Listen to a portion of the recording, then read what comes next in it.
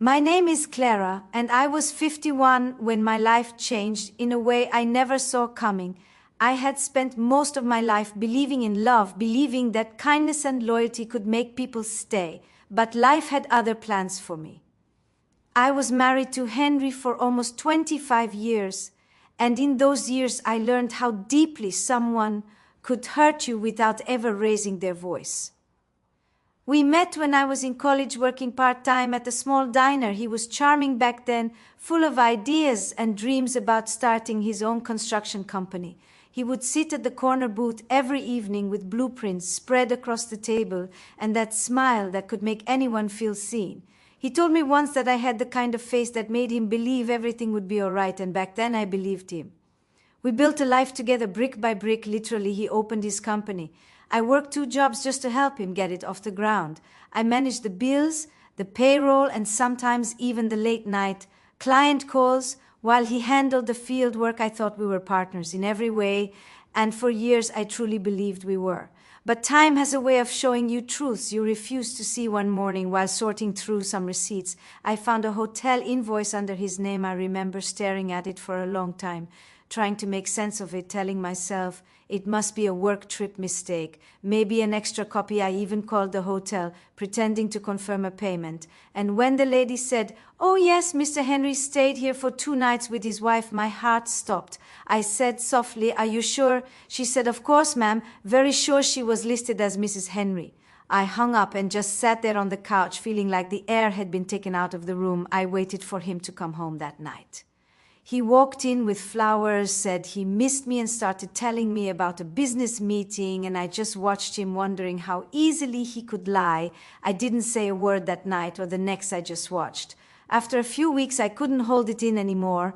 I asked him who she was. He froze for a second, then sighed like he was tired of pretending, and said, "Clara, we've been together too long. You've become more like family than a wife. I need someone who makes me feel alive again."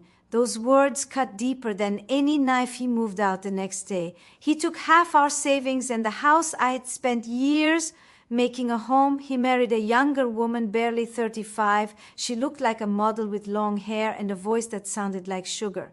I tried not to hate her, I really did. But when you give someone everything and they throw it away for youth, it's hard not to feel replaced. For months, I barely left my apartment. I'd wake up, make coffee, sit in silence, and stare at the wall. I thought about calling him sometimes just to ask if he missed me, but I never did because I already knew the answer: he didn't. Then one day, while I was walking through the park, I saw a flyer for a small business management course. I almost ignored it, but something inside me whispered, "Try again." I didn't know what I was trying for. Maybe purpose, maybe peace, maybe just something that was mine. So I signed up. The first day of class felt strange. I hadn't been in a classroom in decades. Everyone around me looked younger, sharper, more confident. But the professor smiled at me and said, "Welcome back to learning, Clara. We never stop growing unless we choose to stop." I wrote that line down in my notebook and underlined it twice. The course reignited something in me. I remembered how capable I was, how much I had done for Henry's business. All those years I realized I wasn't just his wife. I was half the reason that company even survived. I started dreaming again. After completing the course, I took a job at a small construction supply firm. The owner, Mr. Stevens, was kind and believed in hard work over fancy degrees. I started as an assistant, but within a year I was managing accounts and training new hires. I found a rhythm, a strength I didn't know I still had. Then, Nay, afternoon, Mr. Stevens called me into his office. He said, "Clara, I'm retiring next month. I've seen what you can do. I'd like you to take over as general manager." I was speechless. I told him I wasn't sure I could handle that. And he said, "Trust me, you already are." I walked home that night, under the golden sky, tears streaming down my face, not from sadness, but from gratitude. I whispered to myself, "You did it, Clara. You found yourself again." Months passed and business grew under my management. We signed new contracts, upgraded systems, and expanded our clients list. Then one morning, while reviewing a new partnership proposal, I saw a familiar name printed on the file, Henry Construction. My breath caught in my throat. I stared at that name for a long time, unsure if the universe was playing a cruel joke or giving me a chance to finally stand tall. I signed the initial paperwork for review and scheduled the meeting for the following week. My hands shook as I wrote the confirmation email. That week passed like a storm inside me. I kept thinking, what will he say when he sees me? Will he recognize the woman he once left behind? Will he even care? I wasn't sure, but I knew one thing. I wasn't that broken woman anymore. I was stronger, calmer, wiser. The day of the meeting came. I wore my navy suit, the one that made me feel both professional and powerful. I stood by the conference table as my assistant led the clients in. I heard his voice before I saw him, that same confident tone I used to love. He stepped into the room smiling, then froze when his eyes met mine.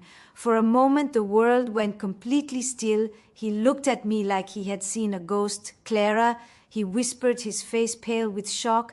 I smiled calmly and said, "Hello, Mr. Henry, please have a seat." He looked around confused, then back at me. "What are you doing here?" he asked. I said simply, "I'm the general manager here. I'll be reviewing your contract today." His new wife was with him too. She looked at me, then at him, clearly sensing the history between us. I could feel my heart beating in my chest, but my voice never wavered. I had spent too many nights crying over him. Now I was done.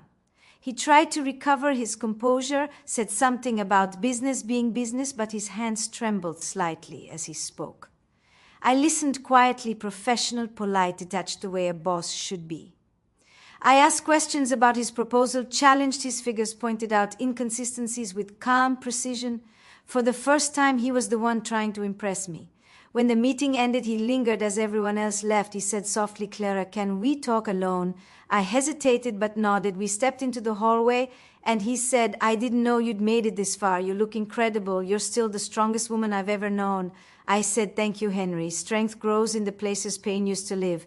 He looked down, then said, "I made a mistake, Clara. I thought I wanted something new, but I only ended up losing everything real."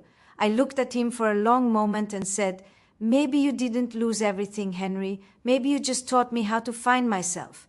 He nodded slowly, his eyes wet with regret, and I felt something shift inside me, not revenge, not victory, just peace. That night when I got home, I looked at myself in the mirror and smiled. For the first time in years. I saw not a woman who had been left behind, but a woman who had risen that night after Henry walked out of the office. I sat alone for a long while at my desk, staring at the city lights through the window. The glow of the street lamps reflected off the glass, and it felt like the world outside was quietly whispering that I had finally come full circle. Life has a strange way of returning what it owes you, but only after you've learned how to live without it. In the following weeks, Henry's company continued negotiations with ours, but now every meeting was strictly professional. He stopped trying to bring up the past. Though I could see in his eyes that regret had built a home there, his new wife didn't show up again. After the first meeting, and whispers in the industry started to spread that his marriage was falling apart, I didn't feel joy in that. I just felt sorry, because no matter what he had done, I knew what loneliness felt like, and I wouldn't wish it on anyone. Work became my sanctuary. I arrived early, stayed late, and built not just a company, but a small family of people who believed in kindness and hard work. I made sure no one under me ever felt unseen. I remembered how invisible I used to feel in my own marriage, and I promised myself no one would feel that way around me. One Friday afternoon, my assistant knocked on my door and said softly, "Clara, there's someone waiting to see you. He doesn't have an appointment, but he said it's important." I nodded and told her to send him in. When the door opened, it was Henry again, but he looked different. His shoulders slumped, his face drawn, the confidence gone from his voice. He said quietly, "Can we talk for a minute?" I gestured to the chair across from me. He sat down slowly, and for a moment, neither of us spoke. Then he said, "Clara, I'm sorry for everything I did. I know I don't deserve your forgiveness, but I need to say this. I hurt you, and I've paid for it every single day since you were the one who built me up. and I destroyed that I was stupid and selfish. His voice cracked slightly, and for a brief second, I saw the man I used to love buried beneath years of mistakes. I said softly, Henry, I forgave you a long time ago, not for you, but for me, because holding anger only keeps you stuck where you were. I needed peace, and forgiveness gave me that. He nodded and wiped his face with the back of his hand. Then he said, I lost everything, Clara. The business is failing. The investors pulled out. My wife left me, and I don't even know where to start again. I can't ask for help, but I didn't know who else to turn to. I felt a wave of emotions rise in me. It wasn't pity. It was something deeper, a kind of compassion that comes when you've known pain and made peace with it. I said, Henry, sometimes losing everything is the only way to learn what really matters. Maybe this is your start, not your end. He looked at me as if those words had lifted a small weight off his shoulders. I couldn't fix his life, but I could offer dignity, and that was enough. After he left, I sat quietly thinking about how life changes people. We start as lovers, then turn into strangers, then sometimes back into souls who simply understand each other's scars. I didn't want revenge anymore. I wanted to live the rest of my life in peace, helping others find their own way through darkness.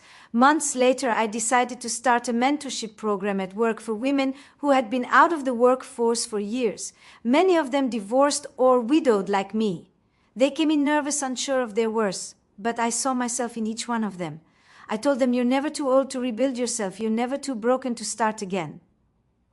One woman named Sandra had lost her husband to cancer and had been rejected from dozens of jobs because of her age. She came to me trembling with tears in her eyes and said, I don't think anyone will hire me. I said, I just did.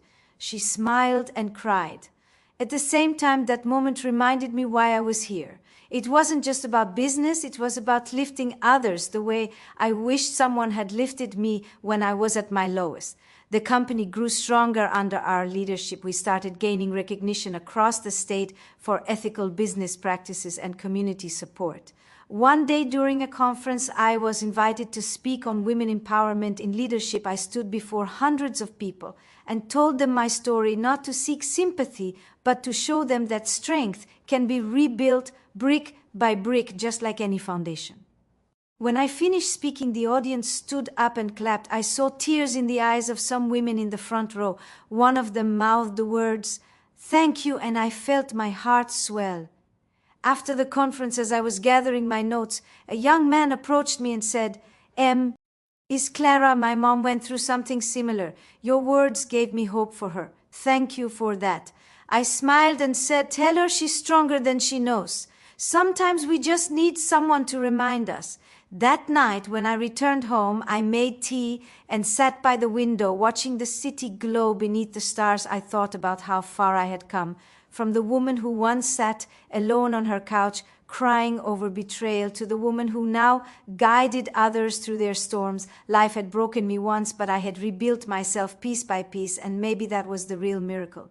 Then one evening, about 6 months later, I got a call from Henry's sister. She said, "Clara, I thought you should know. Henry's in the hospital. He had a mild heart attack. He keeps asking for you." My chest tightened with a mix of emotions. I didn't want to go back to that part of my life, but something inside me said go. When I walked into his hospital room, he looked frail, but when he saw me, his face softened with relief. He whispered, "Thank you for coming. I didn't know if you would." I said I wasn't sure I would either. He smiled faintly and said, "I've been thinking a lot about life lately. You were always right, Clara. It's not about money or youth or image. It's about love and respect, and I lost sight of that." I said softly, "We all lose sight. Sometimes what matters is finding our way back." He reached for my hand, his grip weak, but full of sincerity, and said, "You always were my home." I said, "No, Henry, I was your lesson, and maybe now you understand it." He smiled, closed his eyes, and drifted to sleep, and I left quietly. The next morning, I got a message that he had passed peacefully in his sleep. I sat for a long time holding that message, not crying, not angry, just quiet. He was gone, but the pain wasn't sharp anymore. It was gentle, like an old scar that reminds you how strong you became after it healed. I went to his funeral not as the ex-wife, but as someone who had once loved him deeply and wished him peace. I saw his young widow sitting in the front row crying, and for the first time I felt no bitterness, only empathy. I walked up to her after the ceremony, placed a hand on her shoulder, and said he was complicated, but he loved deeply in his own way. Take care of yourself. She nodded through tears and whispered, "Thank you." That evening I went home and lit a candle for him, not out of sorrow, but gratitude. Gratitude for the pain that taught me strength. Gratitude for the betrayal that taught me self-worth. Gratitude for the ending that gave me a new beginning. Life had taken me through fire, but I walked out of it shining, not burned. After Henry's funeral, the world felt quieter. I had spent so many years carrying the noise of pain inside me that the silence felt unfamiliar. I would wake up early, make coffee, and just stand by the window listening to the soft hum of the city. The loneliness didn't hurt the same way anymore. It had softened into something like peace. One morning as I was leaving for work, I stopped by the community park near my apartment. I saw an older man there every day feeding the pigeons with a small smile on his face. His name was George, and he always wore the same brown hat with a little tear on the side. One day I sat on the bench next to him and said, "You must be their favorite person." He chuckled softly and said, "Maybe, but they only love me because I bring food." We laughed and talked for a while, and I found out he was a retired teacher who had lost his wife years ago. We started seeing each other, often sometimes sharing coffee at the park, other times just sitting in silence watching people go by. There was something about his calmness that reminded me that not every kind of love burns. Some loves are like sunlight, gentle, steady, and warm. He never asked too much about my past, and I never pried into his. We were two souls who had both been broken by life, yet still willing to show up with kindness. One evening he said softly, "You know, Clara, I think peace is when you stop needing things to be the way you imagined and start loving them the way they are." I smiled because that's exactly what I had been learning all along. At work, things were going well. The mentorship program had grown beyond anything I had dreamed. It wasn't just for women anymore. It was for anyone who needed a second chance. People from all backgrounds came through our doors, carrying their stories of failure, loss, and starting over. Each one reminded me that strength isn't born out of comfort, but out of struggle. One afternoon, a young intern named Lily came into my office. She was barely 20 and looked anxious. She said, "Miss Clara, can I ask you something? How do you keep going when everything feels like it's falling apart?" I paused for a moment and said, "Because one day you'll look back and realize that every hard thing was quietly shaping you into someone you were meant to be. It doesn't feel like it now, but pain has a purpose. You just have to keep walking through it." She nodded, her eyes wet with emotion, and said softly, "Thank you." I needed that as she left. I remembered being that young, scared woman once sitting in a small apartment crying into her hands, and I whispered to myself, "You made it, Clara. You really made it." That evening I went to the park again. George was there as usual with his bag of birdseed. He looked up and smiled as I sat down. He said, "I was wondering if you'd show up today." I told him I couldn't miss my favorite company. He laughed and said, "I'll take that as a compliment." We talked about simple things, weather, family, books, and I realized how much joy existed in ordinary moments. You don't need grand gestures or perfect endings. Sometimes all you need is someone who listens without judgment. As months passed, George became a steady part of my days. We'd go for short walks or share dinner on weekends. Nothing fancy, just two people choosing peace over loneliness. One night he asked me about my work, and I told him about Henry without bitterness, just honesty. I said he taught me the hard way that love without respect is a cage. I stayed too long in that cage, but I'm free now. George looked at me for a long moment and said, "Maybe that's what courage really is, not just leaving, but staying kind after someone breaks you." I nodded because that was the truest thing anyone had ever said to me. Winter came early that year. The air was crisp and the park trees stood bare but beautiful in their silence. One morning as we walked, George stopped and said, "Clara, I need to tell you something. My health isn't great. The doctors say my heart's weak. I didn't know how long I have left." I felt tears rise, but he smiled softly and said, "Don't be sad you gave these last months," meaning I stopped waiting for what I lost and started living again. I reached for his hand and said, "You gave me that too." We sat quietly holding hands as the cold wind passed around us. There was no fear, no regret, only peace. A few weeks later, he passed away in his sleep.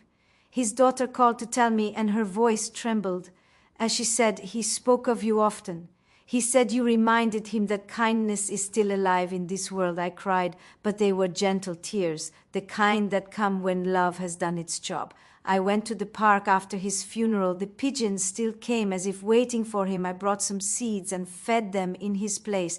The wind carried the scent of the grass, and I whispered, "Thank you, George, for showing me that even after loss, life can still be soft."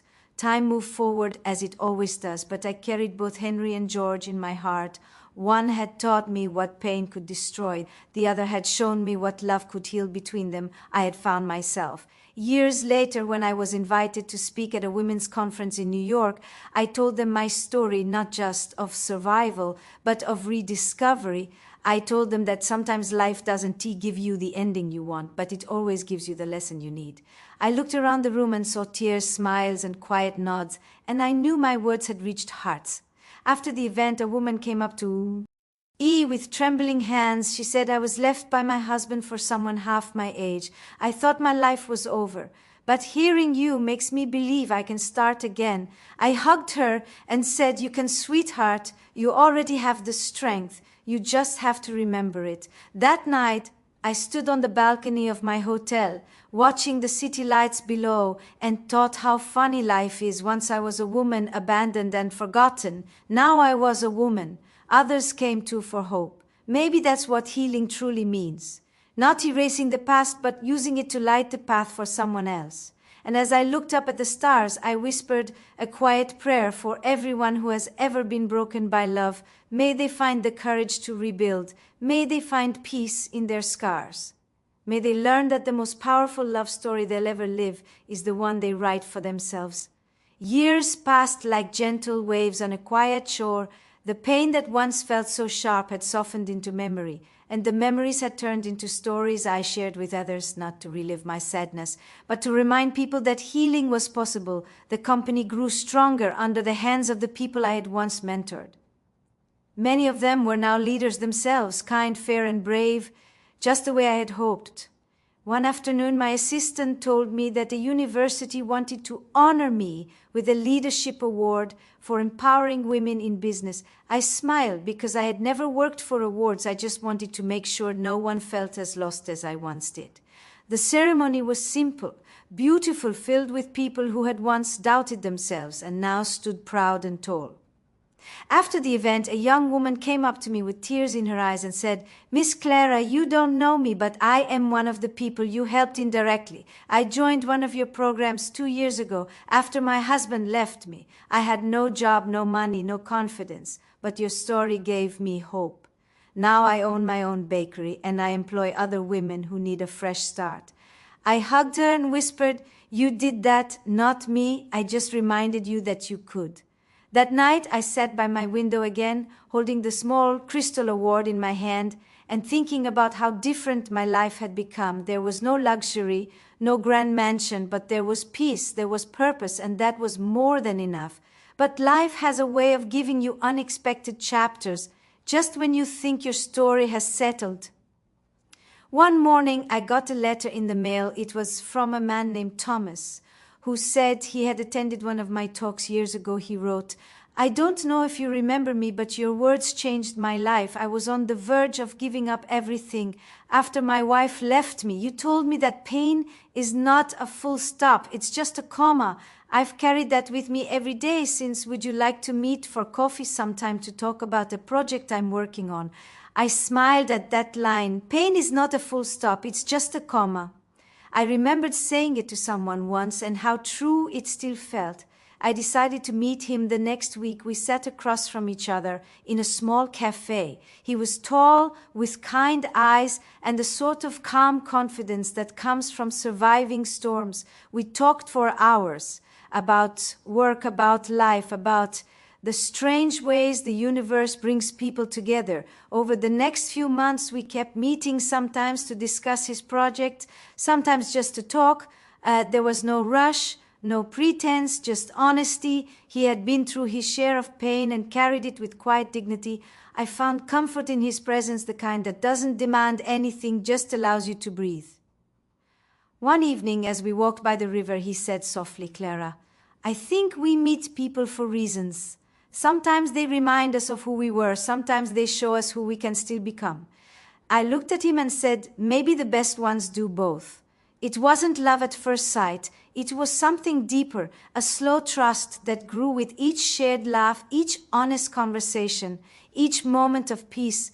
It felt safe and gentle and real. At work, I started stepping back, giving more responsible. 80 to the younger leaders I had trained. It was time for new voices to take the stage. One day during a team meeting, I told them I started this company to prove to myself that I could stand again. But now I wanted to prove to others that they can too.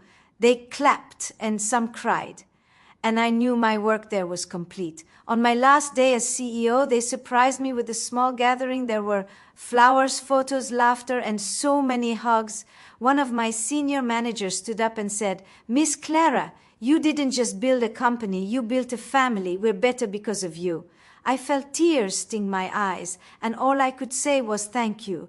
You were the reason I kept going when it was hard. After the celebration, I walked through the empty office one last time.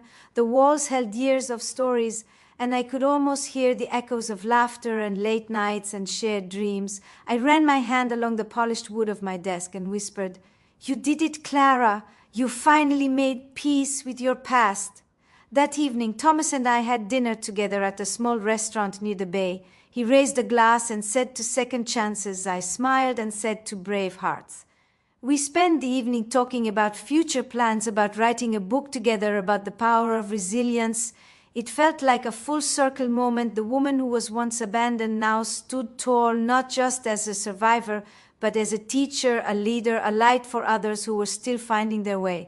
Later that night, as I walked home, the sky was painted with soft hues of orange and pink. The city lights twinkled below like tiny stars, and I felt something deep in my chest, a quiet kind of joy, the kind that doesn't shout, it just hums softly, reminding you that life is still good. In the years that followed, I wrote a book about my journey called Broken Doesn't Mean Finished. It became a source of comfort for women everywhere.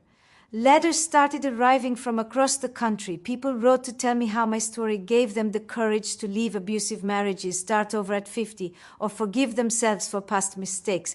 Each letter felt like a piece of the healing I had once prayed for. And one day when I received an invitation to speak at a national conference, I stood on that stage looking at a sea of faces and said, "Life didn't break me, it built me. I'm not who I was when I was left behind.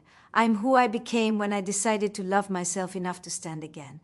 The crowd rose in applause, but I didn't cry, I just smiled because I knew the woman who once wept on a cold bathroom floor was finally free. She had found her voice, her purpose, and her peace. That night when I returned home, Thomas was waiting. He handed me a small envelope and said, "I wanted to give you something." Inside was a photo of a sunrise over the ocean with a note that said, "You taught me that every sunrise belongs to the ones who refuse to give up." I looked at him and said softly, "Then we'll keep watching them together. We never rushed anything we didn't need to." I wasn't searching for a fairy tale anymore. I just wanted something true. And maybe that's the most beautiful thing about healing. You stop chasing love and start becoming it. Years later, when I looked back, I realized that every heartbreak, every loss, and every tear had led me here, to peace, to kindness, to a life that finally felt like mine. Years have passed since those days. And now when I look into the mirror, I see silver in my hair and lines around my eyes. But they don't bother me. They are proof that I've lived, that I've laughed, that I've cried, and that I've survived. Life didn't take it easy on me, but I learned that it doesn't have to be easy to be beautiful. I live in a small cottage now by the edge of a quiet town. The mornings are peaceful, the kind that start with birds singing and the smell of coffee filling the kitchen. I tend to a small garden that blooms every spring with flowers as stubborn and resilient as I once was. Sometimes Thomas joins me outside with his old camera taking photos of the sunrise. He says he wants to capture every day we're given because life is too short not to remember the light. There are still moments when I think of Henry, not with anger, not even with sadness, but with a kind of gentle understanding. He was a chapter that shaped me, not the whole story. The woman who once waited for his love now writes her own story in every breath she takes. Sometimes when I speak at small gatherings, women come up to me, their eyes filled with tears, and they ask, "How did you forgive him? How did you let go?" And I always say, I didn't do it overnight. I did it one small moment at a time. Forgiveness isn't about saying what happened was okay. It's about saying, I won't let it poison the rest of my life anymore. We all deserve peace, and peace begins when you stop arguing with your past. There was a time I thought my worth depended on who loved me. I thought that being abandoned meant I had failed. But now I know that my worth was never up for debate. It lived in how I loved, how I stood back up, and how I kept choosing kindness, even when life gave me reasons not to. When people hear my story, they sometimes say, "You're so strong, Clara," but I don't think I'm any stronger than anyone else. I just learned that courage isn't loud. It's in waking up every morning when your heart still hurts. It's in smiling at the world when no one notices your pain. It's in choosing to keep going because you believe something better is waiting on the other side. Thomas and I built a quiet life together filled with small joys. We plant flowers, we bake bread on Sundays, and we dance in the living room to old songs we both love. He tells me often that I am his miracle, but I always laugh and say, "No, Thomas, we're each other's reminder that life gives second chances to those who keep their hearts open." One evening, as the sun dipped low, we sat on the porch, holding hands, watching the light fade into soft gold. I whispered, "I used to think I lost everything, but I was wrong. I found everything I needed inside myself." He smiled and said, "That's what healing looks like. You didn't lose, you learned." And he was right. Every scar, every disappointment, every ending, it all built the woman I am today. The one who can look at pain and say, "Thank you for teaching me." The one who can look at love and say, "Thank you for staying." Years later, when Thomas passed away, it was peaceful, like a candle going out. After lighting so many hearts, I sat by his bedside, holding his hand, whispering that he had made my world brighter than I ever thought possible. After the funeral, I didn't feel the same emptiness I once did. I felt gratitude for having known love that didn't break me this time. Now I spend my days mentoring young women in my town. I tell them that life will test them in ways they can't imagine, but they will survive. They always do. And when they ask me how I keep smiling, I say because even the hardest stories can have gentle endings if you write them with grace. Some nights I sit by the window watching the moonlight spill across my garden, and I think about the woman I used to be, the one who cried in silence, the one who doubted her worth, the one who thought her story was over. I whisper to her, "Thank you for not giving up. Because of you, I'm here. Because of you, I found peace." And maybe that's what this whole journey has been about. Not revenge, not victory, but peace, the kind that hums quietly in your heart and tells you, you made it, you really made it. So if you're listening to my story tonight and you've been hurt, left behind, or forgotten, I want you to remember this. You are not broken. You are becoming. You are allowed to start again. You are allowed to outgrow the people who couldn't love you, right? And one day you'll look back not with bitterness but with pride, because you will see how far you've come. Life has a way of rebuilding what it once tore apart, and sometimes it builds something even more beautiful. I am Clara, the woman who was once forgotten, now remembered by her own heart. I am not the one who was left behind. I am the one who kept walking forward, and if my story can reach just one person tonight and remind them that they are enough, then every tear, every heartbreak, every lonely night was worth it. Because this is not a story of loss. It is a story of becoming, of courage, of love that never stopped, of a woman who learned that the most powerful thing she could ever do was to forgive and begin again. And as the sun rises over my little garden each morning, I smile softly and whisper to the wind, I made it after all. The end.